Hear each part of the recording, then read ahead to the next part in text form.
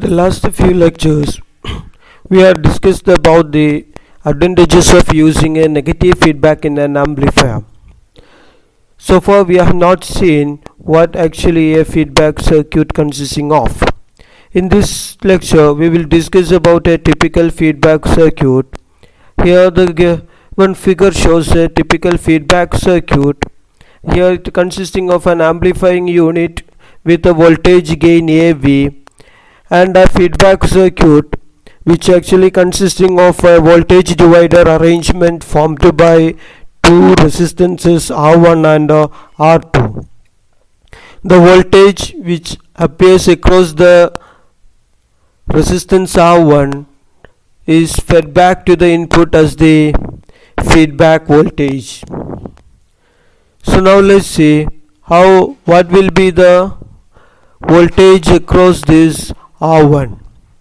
So to calculate the voltage across R1, I am redrawing the feedback circuit here. It actually consisting of two resistances. They are forms a voltage divider arrangement. Here it is the resistance R2 and here it is the resistance R1.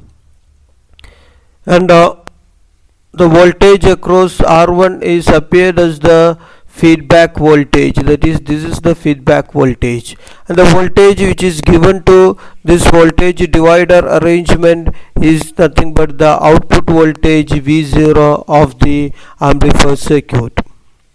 Now if you consider I is the current flowing through this circuit, to find the voltage across R1, that is the voltage across R1, which is nothing but the feedback voltage Vf, is given by the current through the resistance R1 into the resistance R1. Now to calculate this current I, we can consider this circuit because this R1 and R2 forms a series circuit for the voltage source V0, because there is no continuous connection to here. So to find the voltage across R1, if we stabilize this circuit, we can see that this circuit gives a current of I is equal to V0 divided by R1 plus R2. Now the voltage across the R1, that is the feedback voltage, which is given by V0 divided by R1 plus R2 into R1. Now the feedback fraction, according to the definition, the feedback fraction MV is given by Vf divided by V0, because Vf is equal to, from here we can say that this Vf is nothing but MV into V0.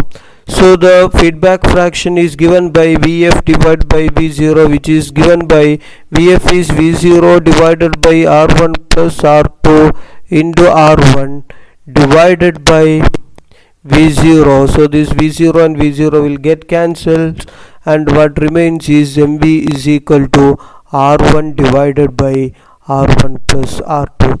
So the feedback fraction for this particular circuit is given by R1 divided by R1 plus R2. So this is a typical feedback circuit that we can use in an amplifier circuit to provide the negative feedback.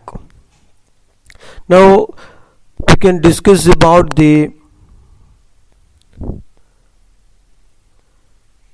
practical feedback circuit and a practical amplifier circuit in the next lecture. Thank you.